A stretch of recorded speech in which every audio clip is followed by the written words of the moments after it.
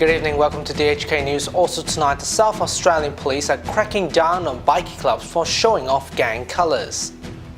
But first, our main story. The Executive Council has given a go-ahead for CLP Power to increase its electricity tariffs by 2.6% from next month. Its first increase on basic tariffs for more than 10 years. But Hong Kong Electric says it's freezing its charges to help economy recovery and lessen the impact on the public.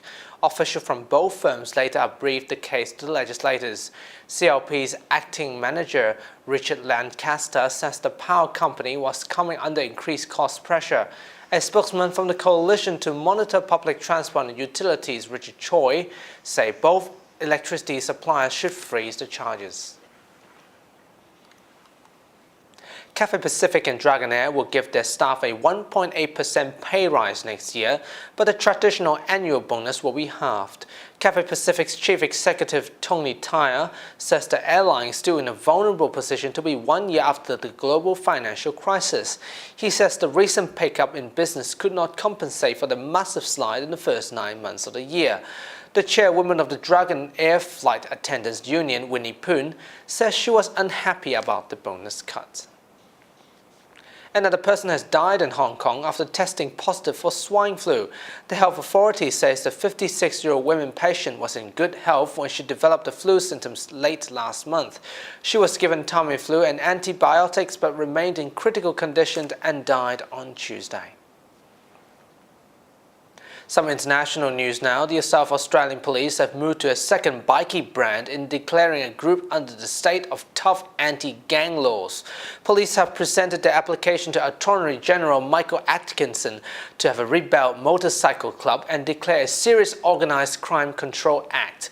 It followed a declaration against Finch bikie gangs in May end of this year, and if successful, it can make the offence for club members to associate with one another for more than 6 times in a year. In some circumstances, it can be an offence for people to associate with gang members.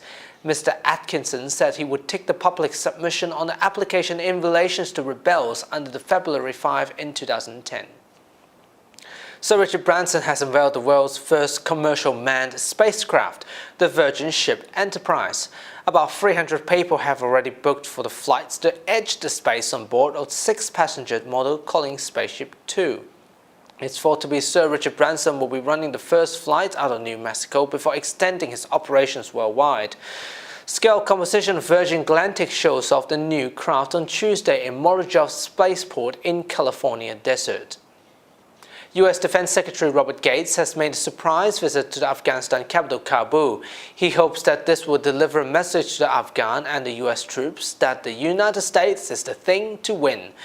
Gates says he will assure the Afghan President Hamid Karzai that the U.S. is committed to fight despite the plans of pulling out the troops on 2011.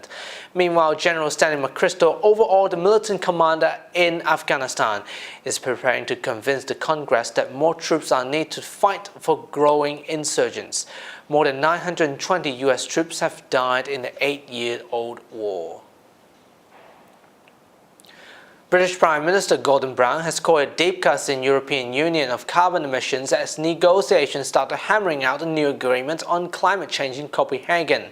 Just with a handful of days of talk before the world leaders arrive in a bid to seal the global deal, the Prime Minister says he wants to see the EU slash greenhouse gases output by 30% by 2020. That represents 10% more in current proposing. More than 100 heads of states in the government, including Mr. Brown, are attending the closing stage of the 2 weeks talk, which aimed to secure a global deal on cuts emissions and provide financial for the poor countries in fight against the climate change. A British soldier has been killed in Afghanistan, taking the total death among UK troops there this year to 100. The soldier, the 1st Battalion Royal Anglian Regiment, has died on Monday afternoon as a result of small arms fire in the Nadir Ali area in the central Hamid province. Next to the kin has been told. Prime Minister Gordon Brown has said his thought that there were families and friends and all the British personnel have lost their lives in the war-torn country this year. Every loss is a very personal tragedy. It's someone's son, it's someone's husband, it's someone's partner. And while we thank them for the bravery and courage and professionalism and dedication that they've shown, we also remember that what they are doing is at the service of our country. And finally tonight, sometimes pets can do a lot of things that can amaze us, but not all pets can contain of being the world's fastest skateboarding dog. Tillman the bullfrog is now trying his paws on the skateboarding. So let's have a quick look of how successful it is.